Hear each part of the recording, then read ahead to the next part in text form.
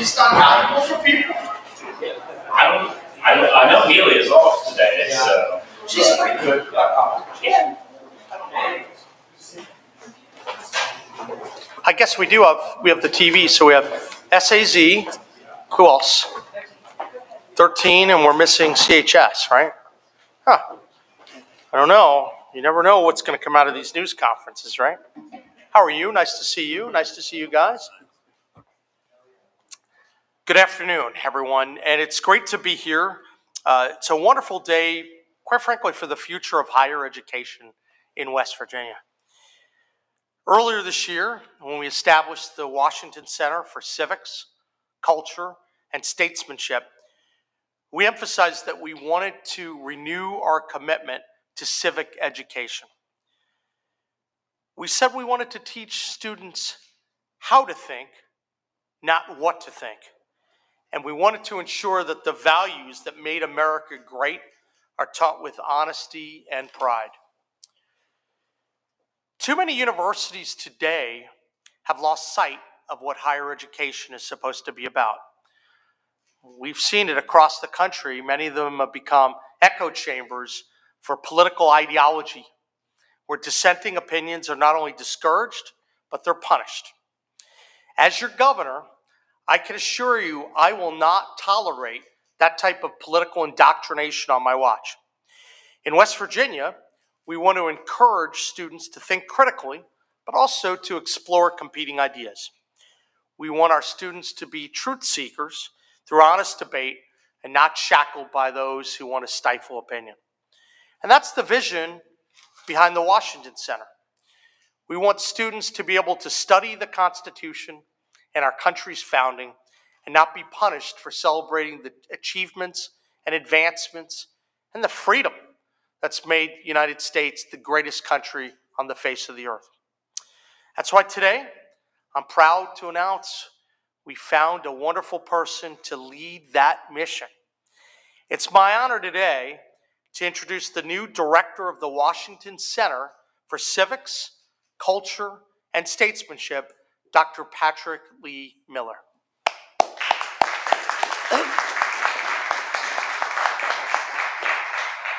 Dr. Miller is an accomplished scholar and a passionate advocate for restoring excellence and balance to higher education. He believes deeply in the values that make America exceptional, and he's committed, along with the team he's putting together, to teach students how to think critically and independently, and to help them develop the intellectual humility to listen, to learn, and to grow. Dr. Miller and the Washington Center are going to push back against the woke ideology that's infected our schools, help return higher education to its true purpose. The Washington Center is going to educate and inform, but most importantly, give students the tools they need to reach their own conclusions. Now, we know President Trump has done critical work to restore common sense and American values in education, and I'm proud that the Washington Center, and quite frankly, where are you, WVU, that you're going to play a really important part of that effort. I'm grateful that WVU is, I'm excited about the direction of WVU. Let me tell you, I think we have a wonderful new president, a good group on the board, and this is going to lead to some incredible things. With respect to the Washington Center, I expect under Dr. Miller's leadership, we're going to be in a position to strengthen civics education at WVU, expand opportunities for constitutional and philosophical studies, and create a space where the true academic diversity can thrive. Now, we know the state of West Virginia has already dedicated $1.5 million to launch the Washington Center, to hire faculty, to develop courses, and begin building a program that's going to serve students for generations to come. This is an investment in our future, our civic institutions, and it's a way we can demonstrate the American idea right here in our home state of West Virginia. I want everyone to know that West Virginia is moving in a new direction. It's one that values freedom, faith, and family, and we think that the Washington Center, partnering with WVU, is an opportunity to advance that vision. And under Dr. Miller's leadership at the Washington Center, I have no doubt it'll be a huge success. Now, before turning it over to Dr. Miller, I also want to make sure that we're giving President Benson, the new president of WVU, an opportunity to speak. As I've really had a chance to get to know him, I can only think of wonderful things. I think he has started fast. He's working well with the board. His vision and the vision we've been working on are aligned, and I'm thrilled. I think WVU has found a wonderful long-term leader, and I'm so happy that he's here to join us today. So, President Benson, thank you, and love to have you say a few words. Thank you very much. Thank you, Governor. First off, I want to thank the governor for his very warm welcome. He's been to campus many times, and we hope he keeps coming back. He is particularly Remember when I flipped the coin, That's we won that. That's right. And he predicted very close to the score. So thank you, Governor. To members of our legislature, thank you for your support of this really important initiative. And to Dr. Miller and to your children, welcome to the WVU family. It really is that. I've now had a chance to visit 32 of 55 counties and learn the wonderful history of West Virginia. And that history is inextricably tied, I would argue, to the history of this country, where we have the sense of individualism and independence and self-resiliency and toughness and grit. And I'm so pleased that WVU now gets to host this Washington Center, where we will have the chance to engage in debate. You know, a university, take a look at the word itself, uni, one, verse in Latin, to turn to one. It doesn't mean we're monolithic in the way we view things or in our opinions, but we're one in the sense that we bring people together and to debate and discuss. And if you disagree, you do it without being disagreeable. And I really look forward to Dr. Miller's leadership in setting a tone for WVU becoming a leader in having those debates, having those discussions, and leading out, as the governor said, in some really important ways as we celebrate what's so great about this country. We're coming up on our 250th anniversary. And what a wonderful way to launch this. And to, we hope, attract wonderful scholars. The faculty that Dr. Miller will have a chance to recruit, I think, is going to be vital. And to encourage and engage this next generation. I'm looking at them right here, because you're going to take over someday. And our job is to train and educate them and lead them. So, Dr. Miller, welcome to the governor, our elected officials. Thank you again for this opportunity. We are the flagship R1 land-grant university of the state, and we're proud to lean into that role and do whatever we can to help. So thank you very much. Thank you so much. Thank you, sir. Appreciate it. He's really doing a great job, so I'm so grateful that he's here.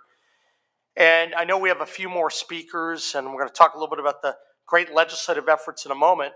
But now I'd like to actually introduce our featured speaker today. And I will tell you that Dr. Patrick Lee Miller has a very distinguished background, and he is the right person at the right time. I remember a few months ago when we met, I very much enjoyed our meeting, our interview, and we covered some neat topics, huh? I was able to, it's always fun to go back to your days when you were studying literature and philosophy back in college. And Dr. Miller, I think people are looking forward to hearing from you and know the importance of the role you're going to play to help West Virginia's youth advance and operate in this incredible space for academic freedom. So thank you so much, and I look forward to your comments. Thank you very much.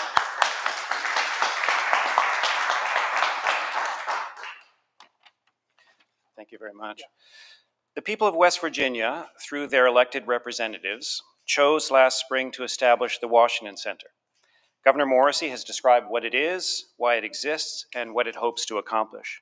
President Benson has shown today how WVU welcomes its birth. Do you know that feeling that you were born to do something, but you don't know what?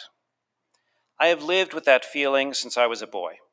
I kept learning what I felt I would need someday, but I never knew what it was for, until I heard about the Washington Center. I knew immediately that for me, this was it. I will devote myself to it with that sense of purpose, that feeling of vocation. I hope to live up to the trust that the men here have shown in me. Above all, I hope to give the people of this state what they asked for, a place where the young of West Virginia can learn about our civilization and our country in an atmosphere of respect and even of reverence. We should revere this civilization. In my view, it is the greatest. And like it or not, our country is the leader of it. We need to renew it in that spirit. My vision is to train students in the Western tradition, starting with ancient Greece and Rome, through the framing of the US Constitution, and up to the present crisis. I believe that in order to understand this crisis, students must understand how we got here. This will not be a merely intellectual project. My ultimate goal is to train the future leaders of this state and of this country. Leaders who will not only understand this crisis, but will have realistic plans to solve it. I've been a professor elsewhere for over 20 years, at Harvard, at Duke, at the oldest university in Japan. But there is nowhere in the world I would rather work than in West Virginia right now. With the support of this government, in the heart of a flagship university, and with the mandate of its great people, I believe that we can save ourselves and much more. Thank you.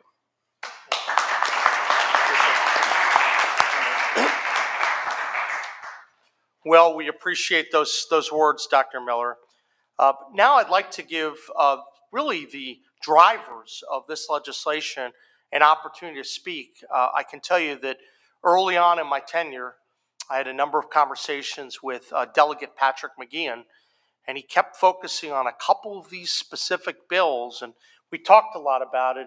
And Patrick, I want to thank you for everything you've done to drive this concept forward and for helping along the way. You've really been inspirational on this front. And Chris Phillips, just a rock-solid legislator who's done so many good things. Chris, you are a wonderful leader. Got two of the most important leaders in the House here, and I'm really pleased. We've had a very good working relationship. It means a lot, and I'd love to give you guys the opportunity to say a few words. Thank you, Governor. Appreciate it. Well, it's a pleasure to be here on this historic day to announce Dr. Miller's nomination for director, the founding director of the Washington Center. You know, I think it's important just to review for a second Dr. Miller's background, because we have to understand Dr. Miller comes from a long lineage of men he studied under. If anybody knows Alistair McIntyre, who, if you could go to Barnes & Noble and pick up one of his most famous books, After Virtue, was a long professor at Notre Dame. He passed away just about a year and a half ago. Dr. Miller studied underneath him. He also studied underneath and got his dissertation from C.D.C. Reeves, who is now has been for some time the world's most foremost expert on Greek philosophy and other classics. He studied underneath C.D.C. Reeves. So if any of you went to college in undergrad and had some sort of introductory class to philosophy or ethics, you get those little Hackett publication books, you know, those little paperbacks. Well, C.D.C. Reeves, if you would turn those over, usually was the man who translated from the Greek or from the Latin those Oxford-produced books for colleges around the world. That's who Dr. Miller studied under. So he comes from a long lineage of the Western tradition, from some of the most prestigious scholars that he is derived from. And I am very confident that he will carry on that legacy of the Western classic tradition into the Washington Center with not only his leadership, but also with the professors he will choose and hire into the center going forward. So that's all I want to say. I can't speak highly enough of Dr. Patrick Lee Miller. So I'll turn it over to my compatriot here. If you want to say words, it's fine. But it's a great day, and I really want to welcome Dr. Miller to West Virginia and to founding as the founding director of the George Washington Center for Statesmanship. So thank you very much. Thank you. All right. Well, we're certainly appreciative of everyone who came here today. And Dr. Miller, I'm looking forward to a long and distinguished tenure. And President Benson, you're off to a phenomenal start. And know that we're going to look forward to working with you as partners and doing the kind of things that are necessary to allow West Virginia to drive its comeback story. It's a lot of things we're doing different this year, and I'm really excited about it. So grateful that everyone came here today, and I'm happy to answer any questions that people may have. I do want to note one thing, because after yesterday, there were some questions that came in on the food issues we discussed. We have a fact sheet that we just put up on social media.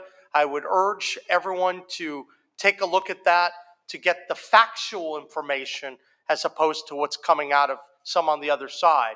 I think what we've done is very, very positive, and I want to double down. When we fully expect we're going to expend that $13 million, but we don't know how long the shutdown will go on, right? So what we're trying to do, though, is leverage those dollars to drive it even further. Have the 13 turn into 20 or 25. That's West Virginia coming together. And I think that makes a big difference and buys a lot of help for people in need. And we should embrace volunteerism and civic virtue. And we know these are not requirements. No one is required to contribute. We're asking people to step up for those who need help. And we have drained one of the accounts in civil contingency, the $13 million that we have. And we're going to keep monitoring because we don't want people to be hungry. But I wanted to emphasize that because there are a lot of people that seem to be more interested in political mischief than in ending this shutdown and getting back to normalcy. So wanted to start with that. Stephen, any questions you may have? First is a process question. One is more detailed question Yeah. for Dr. Miller. Process question. This is still pending approval, the appointment of, pending the approval of the Board of Governors of WVU, and of course confirmation by the Senate. Is that correct? I don't actually think so. I don't believe this one goes through that. I know that this is fixed in statute. So I believe, and correct me if I'm wrong, we do have the contract locked in. So I think things are good to go. Obviously, we want to share all the information, quite frankly, with both the House and the Senate because of the role that they played. But what happened with this process, I met several months ago with Dr. Miller, and then obviously the process started to begin in terms of negotiating to get to this place where we're here today, where we have a signed contract. But I don't think we have anything more. Am I correct in stating that? I think so. So I think we're good. Okay. And by the way, if I'm mistaken, I'm happy to correct it. But I do know we very much want to share all this information with the House and Senate. But I don't think this falls into the traditional review. But we welcome people's perspective. And Dr. Miller, during your introductory remarks here, you did use the phrase crisis several times. And for my readers, I was wondering if you could articulate specifically what the crisis is that you are referring to and how exactly you see the vision of the Washington Center being able to address the crisis that you're talking about. Yeah, well, the crisis has many components, but I think the eruption recently of political violence in this country is a sign that there is a crisis. To talk about its precise nature and its causes this is not the time for that. But as I said, what I hope to do is to tell a history of how we got here so that the students can understand that.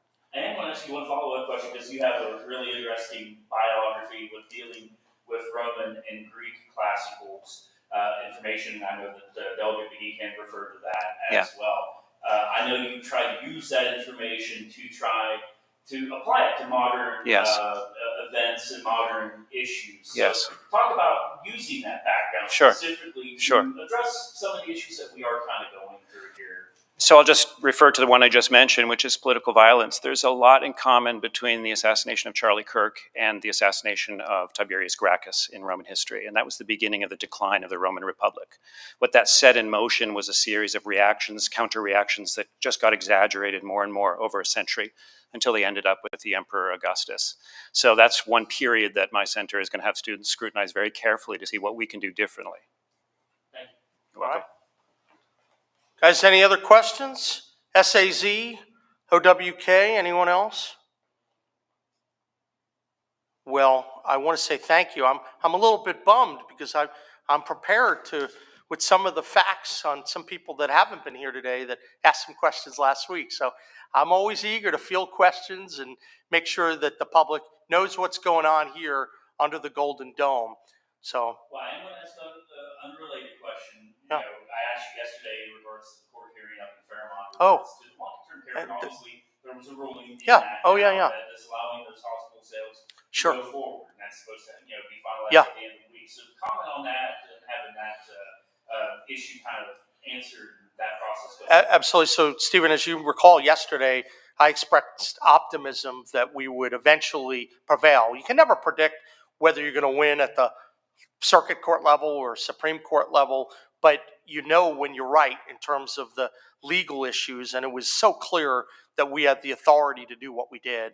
And so we were really gratified that the judge affirmed that thinking, and we are proceeding forward, and we expect to move to closure on Friday. I believe that's what we're looking at. So it's as we thought it would turn out, but once again, you never know. And I try not to put myself in the shoes or be critical of the judges, because I don't think that's appropriate. You want to give them a chance to do the right thing. But this was a pretty black and white case, and I'm glad that the court saw it that way. So thank you. All right. We're going to say that's it for today, and we'll join you again very soon. I think we have another event coming up with really neat stats and fun findings that we'll be doing, Tom, tomorrow. So I think that's good. So thank you, and God bless.